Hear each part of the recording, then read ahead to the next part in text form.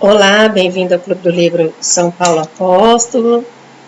E estamos aqui para ler livros. Iniciemos mais um momento de leitura da vida intelectual do Padre Sertilanges. E vamos iniciar pedindo à Virgem Maria para que ela interceda junto ao Espírito Santo por sabedoria e inteligência. Que nós tenhamos inteligência. Então vamos fazer a oração a ela, do livrinho Adoremos, oração à Virgem Imaculada para antes do estudo. Então a nossa caminhada intelectual, eu creio que nós devemos sempre andar com ela, porque quem vai a ela vai a Jesus, ela leva-nos a Jesus. Então, iniciemos em nome do Padre, do Filho e do Espírito Santo. Amém. Debaixo do vosso patrocínio, ó Mãe diletíssima, e invocando o mistério da vossa Imaculada Conceição, quero prosseguir os meus estudos e trabalhos literários, e protesto fazê-lo principalmente a fim de servir melhor para propagar a honra divina e o vosso culto. Rogo-vos, pois, Mãe amantíssima, sede da sabedoria, que favoreçais benigna os meus trabalhos, e eu de boa vontade, piedosamente, vos prometo o que é justo. Todo o bem que provier dos meus estudos, hei de atribuí-lo inteiramente à vossa intercessão, diante de Deus. Amém. Ave Maria, gratia plena, Dominus tecum, benedicta tui mulieribus, et benedictus fructus ventris tui, Iesus. Santa Maria, Mater Dei, ora pro nobis peccatoribus, nunc in hora mortis nostrae. Amém. Em nome do Padre, do Filho e do Espírito Santo. Amém. Então, quero convidar você a pegar o seu PDF, para quem não tem um livro físico, da A Vida Intelectual do Padre Sertilanges. Nós já estamos chegando na reta final, como eu disse no vídeo anterior, estamos caminhando para a conclusão deste livro, já estamos no capítulo número 7, no qual eu expliquei que ele é dividido em momentos, dentro desses momentos existem os subitens referentes a este capítulo, ok? Então, nós estamos no momento A, nós estamos falando a respeito da leitura. O subtítulo deste momento é a leitura, e hoje nós vamos ler o 7.3, 4 espécies de leitura. Padre Sertilanges irá nos apresentar 4 espécies de leitura. Ele irá nos indicar aqui quais são as leituras que devemos estar buscando, ok? Creio que todos estão aí com o seu PDF para acompanhar, fazer suas anotações e colocar os pontos importantes que nós queremos absorver para a gente poder estar levando no momento de reunião presencial, ok? 4 espécies de leitura. Para ser ainda mais preciso, distingo 4 espécies de leituras. Lê-se para se formar e se tornar alguém. Lê-se em vista de uma tarefa. Lê-se a fim de se exercitar para o trabalho e para o bem. Lê-se para se distrair. Há leituras de fundo, leituras de ocasião, leituras de estímulo ou de edificação e leituras de repouso. Todas essas espécies de leituras devem ser feitas à luz das nossas observações. Cada uma apresenta também suas exigências particulares. As leituras de fundo exigem docilidade. As leituras de ocasião, maestria. as leituras de estímulo, ardor, e as leituras de repouso, liberdade. Eu sempre coloco assim como eu, mas eu creio que muitos também têm, eu creio que deve estar passando por algum momento em que deve estar lendo coisas diversas. Né? Estamos lendo esse livro, A Vida Intelectual do Sertilanges, né? Então é uma leitura de aprendizado para nós iniciarmos a nossa vida intelectual.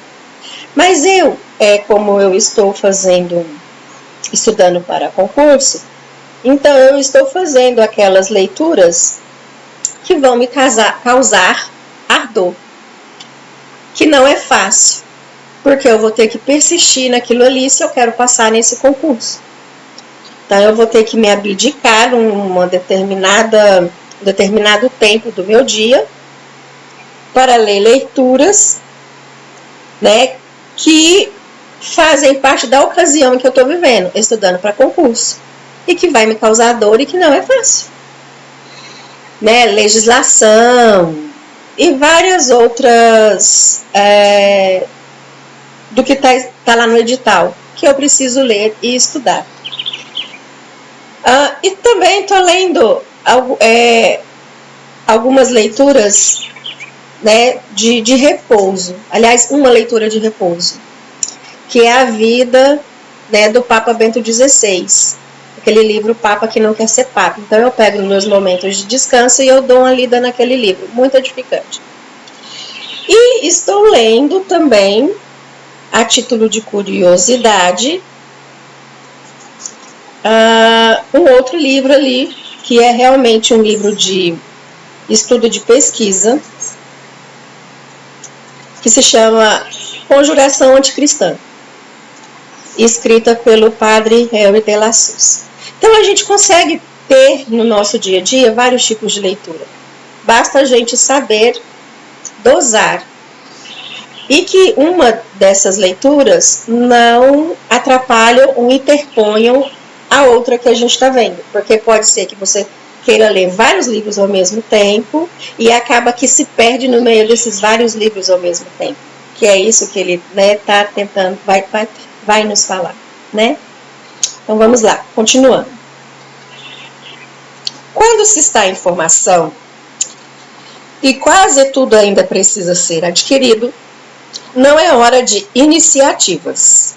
Quando se trata de uma primeira formação de uma cultura de conjunto, ou quando se aborda uma nova disciplina ou um problema negligenciado até então, os autores consultados para esse fim devem ser antes acreditados que criticados e seguidos em suas próprias vias, e não utilizados segundo os caminhos do leitor. Agir cedo demais prejudica a aquisição. Inicialmente, é sensato dobrar-se. É preciso acreditar no seu mestre, diz São Tomás, repetindo o Aristóteles. Ele mesmo acreditou e saiu-se muito bem. Não se trata de entregar-se às cegas. Um espírito nobre jamais aprisiona, mas como só se aprende a arte do comando obedecendo também a maestria do pensamento, só se obtém pela disciplina. Uma atitude de respeito, de confiança, de fé provisória, enquanto não se possui todas as normas para o juízo, é uma necessidade tão evidente que somente os pedantes e os presunçosos negam-se a ela. Ninguém é infalível, mas o aluno o é bem menos que o mestre.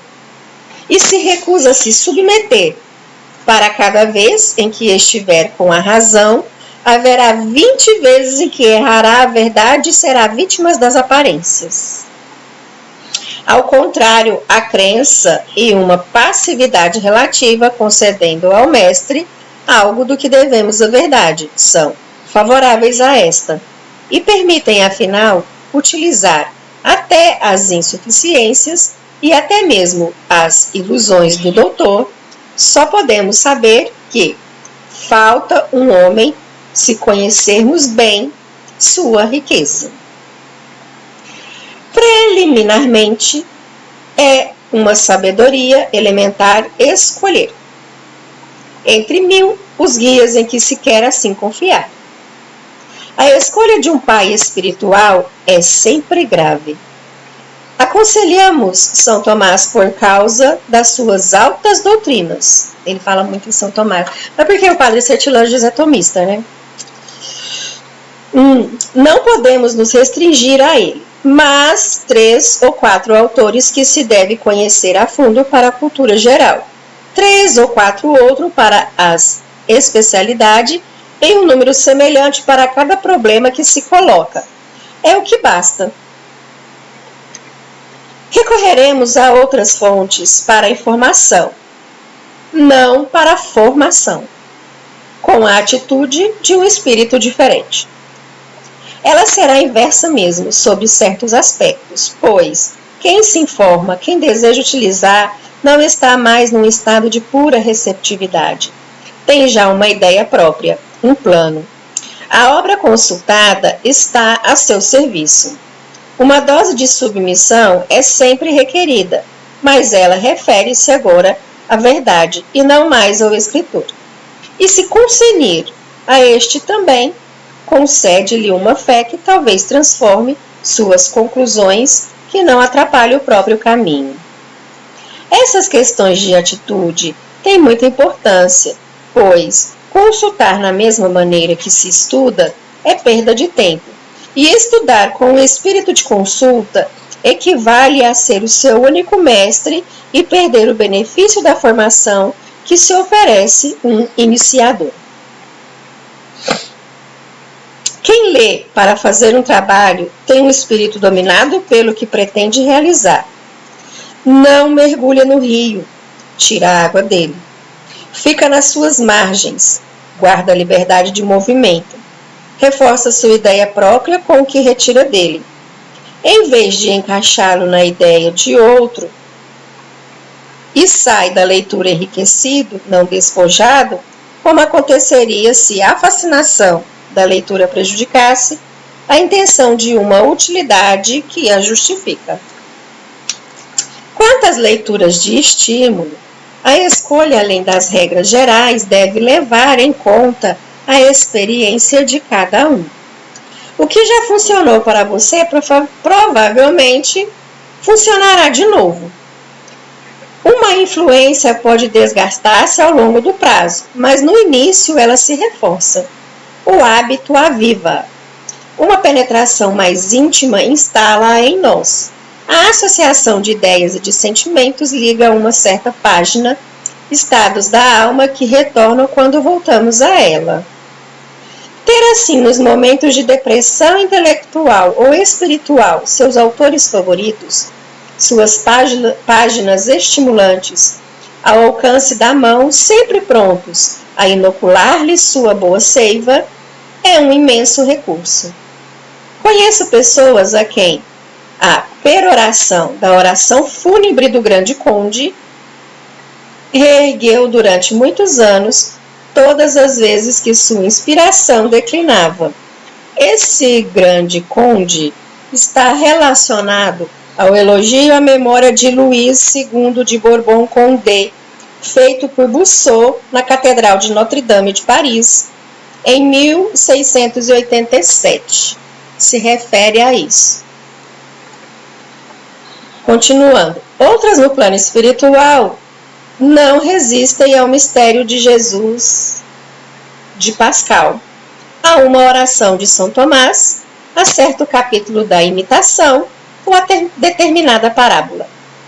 Que cada um se observe, note o que revigora, ponha junto de si esses remédios para as doenças da alma e não tema recorrer incansavelmente ao mesmo cordial ou ao mesmo antídoto. Quando se trata de descansar, a importância da escolha parece bem menor. E de fato ela o é, relativamente, mas não pense que é indiferente distrair-se nisto ou naquilo. Quando o objetivo é restabelecer as condições adequadas ao que constitui sua razão de ser, certas leituras não lhe dão repouso suficiente. Outras repousam demais, prejudicando o recolhimento que se lhes deve seguir. Outras devem desviá-lo no sentido etimológico, mesmo da palavra que dizer, levá-lo para fora de seu caminho. Conheci alguém que repousava de um trabalho árduo com a história da filosofia grega, de Zeller. Era uma distração, mas insuficiente. Outros leem histórias apimentadas ou fantásticas que dispersam. Outros entregam-se a tentações que desencorajam seu trabalho e prejudicam-lhes a alma. Nada disso é bom. Se os livros são serviçais como os objetos que utilizamos em nossa vida, sobretudo estes que têm um papel acessório, devem estar a nosso serviço. Não vá sacrificar-se por uma ninharia. É muito interessante esse conselho aqui, né, a respeito dessas histórias apimentadas. Naquela época em que o padre Sertilanges ele vivia, Chesterton, em Ortodoxia, ele também comenta isso. É um livro que eu super recomendo. O que acontece? Os jovens, a grande maioria, eles estavam nas leituras realmente apimentadas, aquelas revistas que eu creio que vocês sabem o que eu quero dizer, não vou falar aqui. Atualmente já não se tem essas revistas, muitas mais foram deixadas, né, de produzir, né, não se publicam mais, mas hoje os jovens têm acesso à internet, então eles têm acesso aí a sites apimentados, entendeu? E que tem essas coisas que tiram-lhe a concentração. O professor Alexandre Costa, ele diz que emburrece. Ele fala que sexo demais emburrece. E essas leituras acaba realmente, eu observo, realmente por conviver com alguns jovens e que a gente percebe que eles têm esse hábito. E por mais que a gente tente dar conselhos, mas eles acham, né, como você é careta. Então, assim, percebe-se realmente, né, que eles se dispersam muito. Quando eles se envolvem com isso, acaba que eles não têm mais aquele caminho intelectual que ele deveria ter na vida escolar ou mesmo na sua vida pessoal e espiritual. Eles são dispersos. Mas vamos lá, continuando. Deixar para comentar presencialmente. Muitos pensadores encontraram um alívio e um gosto habituais em narrativas de viagens e de explorações, na poesia, na crítica artística, na leitura de comédias, em memórias. Cada um tem seus gostos e o gosto aqui é o principal. Uma só coisa, segundo São Tomás, dá um verdadeiro repouso: a alegria. Tentar distrair-se do tédio é um equívoco. As pessoas ficam assim, aí você pergunta para ela assim, o que você está fazendo? Ele, nada. Eu adoro ficar sem fazer nada, né? Olha aqui. Continuamos. Leia o que lhe dá prazer, o que não o entusiasma demais, o que não o prejudica de alguma forma. E já que, mesmo distraindo-se, você é um consagrado, tenha a inteligência de ler aquilo que, além de utilidade repousante, pode lhe ser útil de outra forma, ajudando-o a aperfeiçoar-se, a ornar seu espírito, a ser homem. Item 7.4. O contato com os gênios. Quero falar particularmente por atribuir-lhe uma importância extrema para a conduta do espírito e da vida, da utilização dos grandes homens.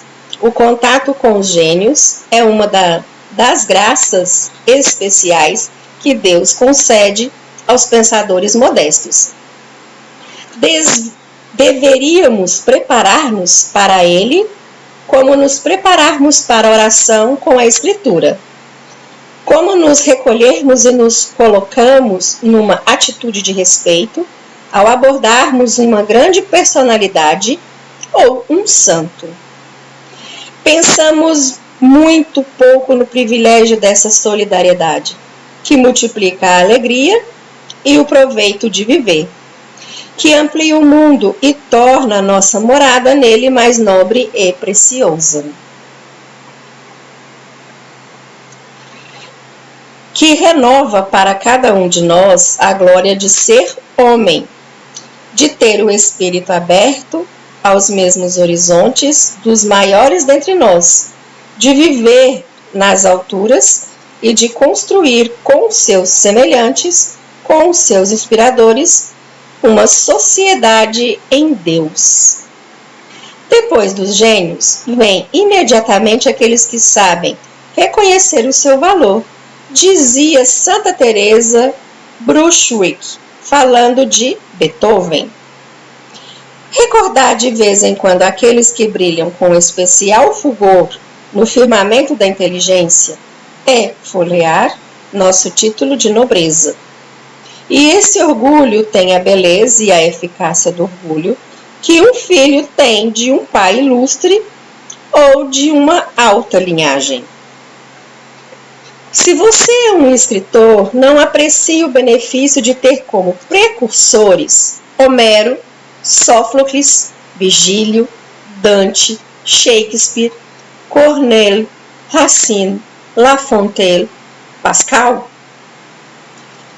Se é um filósofo, renunciaria a Sócrates, Platão, Aristóteles, São Tomás de Aquino, Descartes, Leibniz, Kant, Maine de Biran, Bergson. Cientistas não sabem o quanto deve a Arquimedes, Euclides, novamente a Aristóteles, Galileu, Kepler, Lavoisier, Darwin, Claude Bernard e Pasteur.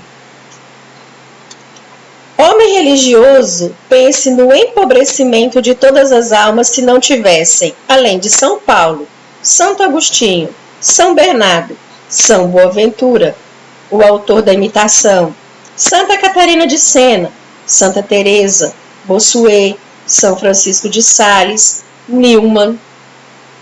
A comunhão dos santos é o suporte da vida mística. O banquete dos sábios, eternizados por nosso culto e nossa assiduidade, é o reconforto da vida intelectual. Cultivar a admiração dos pensadores ilustres e o consequente convívio com eles é o meio, não de se tornar aqueles que você honra, mas aquele que você é.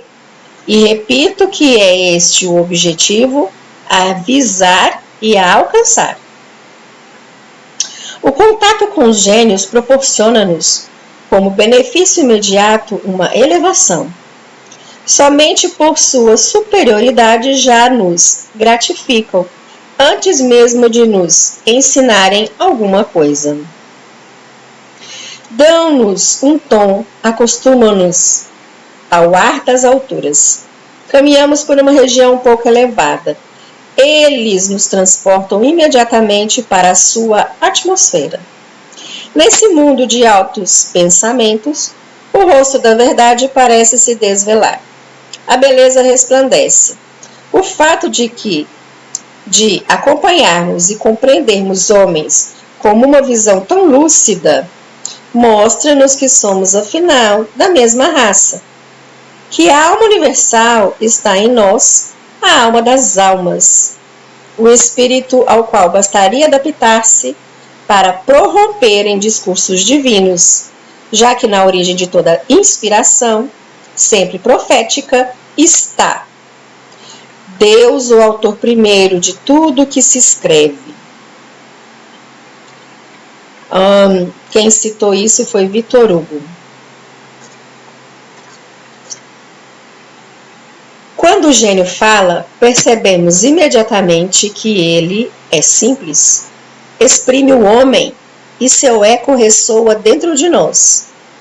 E quando ele se cala, não podemos continuar no mesmo tom e completar a frase interrompida?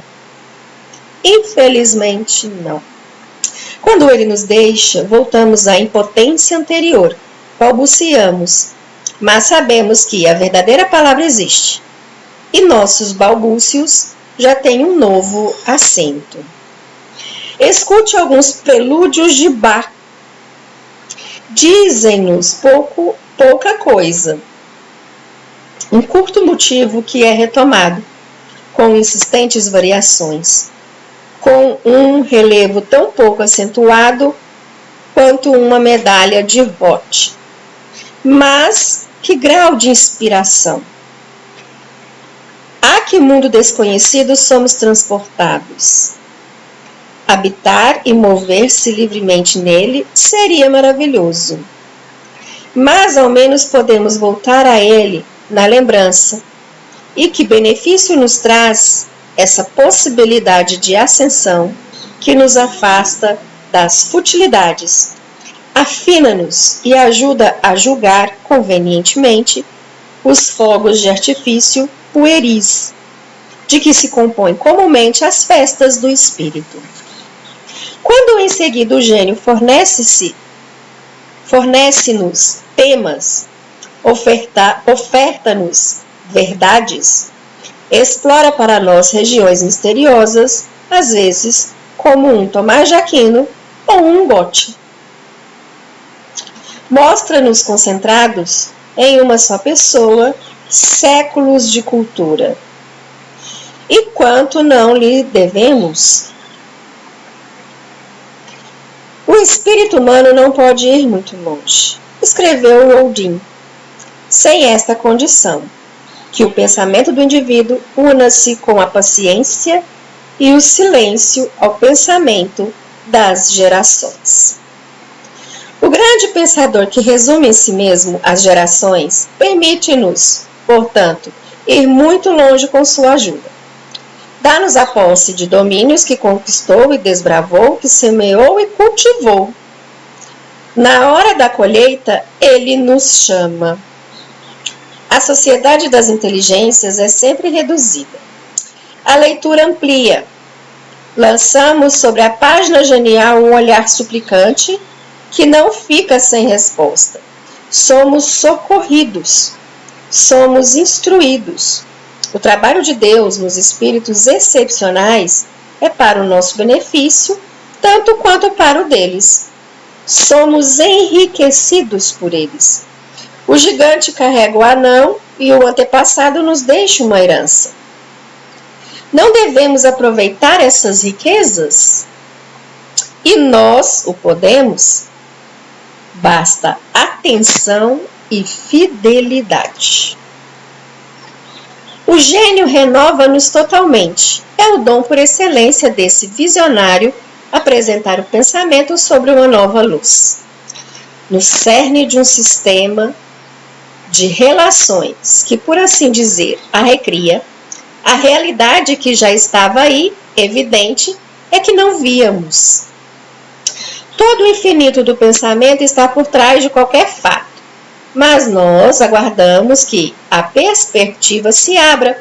Somente o gênio avança, retira os véus e nos diz: vem. A ciência consiste em ver por dentro. O gênio vê por dentro, frequenta o íntimo dos seres, e graças a ele o próprio ser nos fala, em lugar de nossos ecos fracos e duvidosos. O gênio simplifica. A maior parte das grandes descobertas brotam de súbitas e fulgurantes concentrações.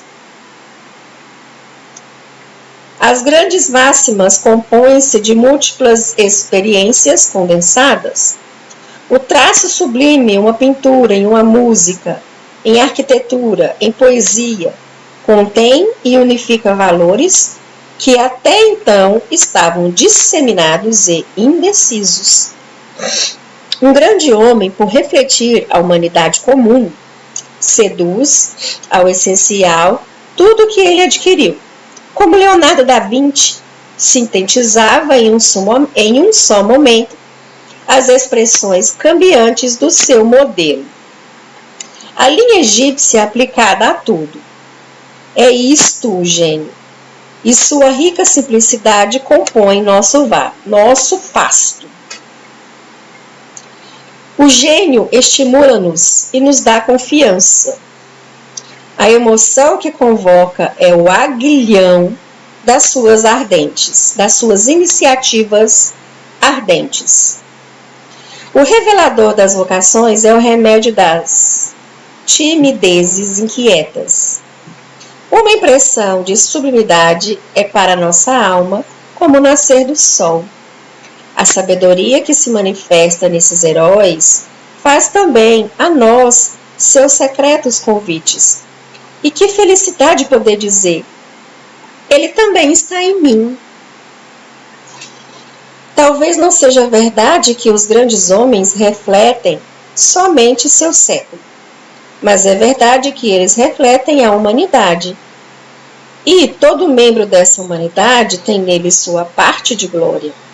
Os pensadores maledicentes podem falar o quanto quiserem. Estão tão equivocados sobre o gênio humano pela simples existência dos gênios, quanto estavam os judeus a respeito de Jesus, quando diziam: alguma coisa pode vir de Nazaré? Sim, alguma coisa pode vir deste pobre mundo, pois dele veio um Platão. Um grande homem nada seria se não fosse por seus recursos e pelo emprego que deles faz, o filho do homem. Ora, o tronco que alimenta não perdeu seu vigor. Todos que recebem a mesma seiva podem sempre esperar crescer e produzir, também eles, flores imortais.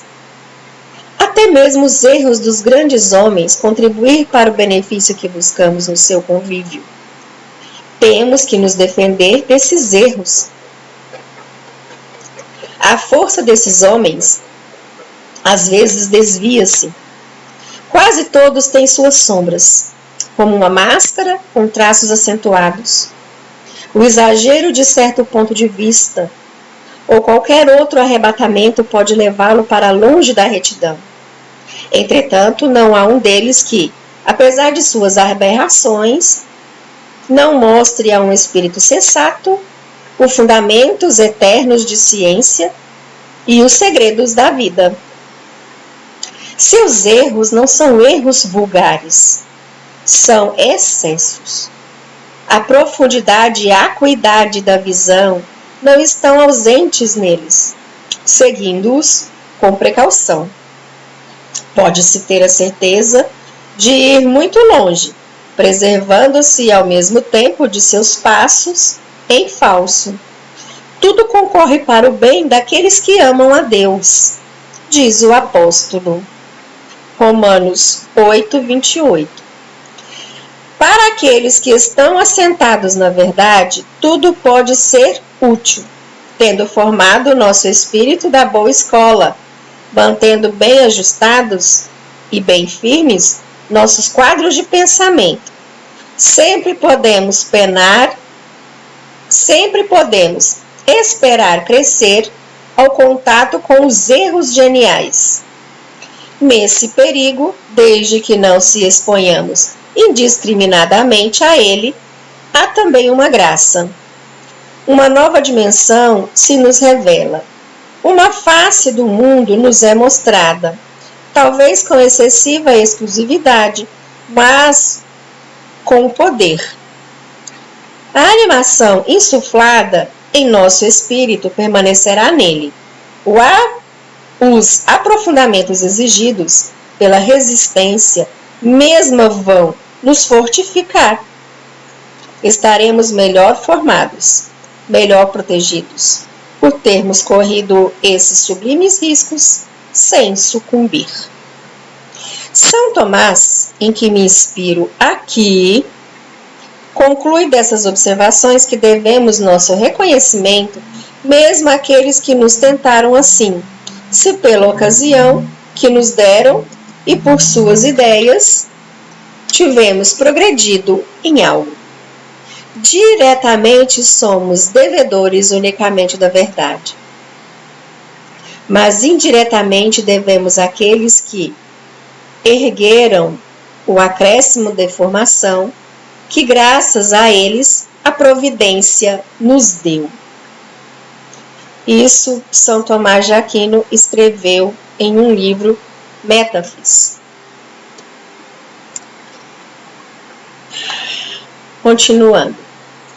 Pense no que a Igreja deve às heresias e à filosofia, às suas grandes controvérsias. Se não fosse por Ário, Eutiques, Nestório, Pelágio, Lutero, o dogma católico não se teria constituído. Se Kant não tivesse abalado os fundamentos do conhecimento humano, a cristeriologia estaria ainda em sua infância. E se Renan não tivesse escrito sobre as origens do cristianismo, o clero católico estaria bem longe da formação histórica e exegética que hoje possui. O que é verdadeiro coletivamente também é verdadeiro individualmente. Temos que aprender a pensar bem, sobretudo, no contato com os sábios. Mas também a loucura pode nos ensinar. Aquele que escapa a seu contágio extrai dela uma força. Quem tropeça sem cair, dá um passo maior. Encerramos aqui este momento de leitura, que já deu aqui já 30 minutos, né? Mais de 30 minutos. E eu vou deixar agora o item 7.5, 7.6 para o próximo vídeo, porque também ele é um pouquinho extenso. E acaba que quando eu leio, eu vou pontuando para me não esquecer e tecendo alguns comentários. Mas é porque no momento em que nós formos comentar, né, quando estivermos reunidos presencialmente, a gente consiga desenrolar esse novelo, né, das coisas que nós conseguimos absorver deste momento de leitura. Então vamos agradecer a Virgem Maria por mais um momento que estivemos aqui reunidos. Obrigada por você fazer parte do Clube do Livro São Paulo Apóstolo. Não esqueça de se inscrever, quem está chegando pela primeira vez, né? Curta. E se você acha necessário compartilhar essa leitura em áudio, né, em vídeo que está aqui na plataforma, compartilhe com aqueles que estão caminhando para a vida de estudos, ou uma pessoa que não tem conhecimento a respeito desse livro, que esse livro existe, que é de muita importância, né? Faça isso. Vamos tentar ensinar a outros, assim como, né, foi nos ensinado. Eu li esse livro por sugestão do nosso pároco. E tudo que é bom a gente deve levar para frente, não é verdade? Os Sete Anjos mesmo nos aconselha aqui, né, no que a gente acabou de ler, né, que nós possamos compartilhar. Então agradecemos a Virgem Maria por mais este momento. Ave Maria, gratia plena, Dominus tecum, benedicta tui mulieribus, et benedictus fructus ventris tui, Iesus. Santa Maria, Mater Dei, ora pro nobis peccatoribus, nunc et hora mortis nostrae. Amém. Em nome do Padre e do Espírito Santo. Amém. Espero você no próximo vídeo de leitura. E seja muito bem-vindo. Até lá!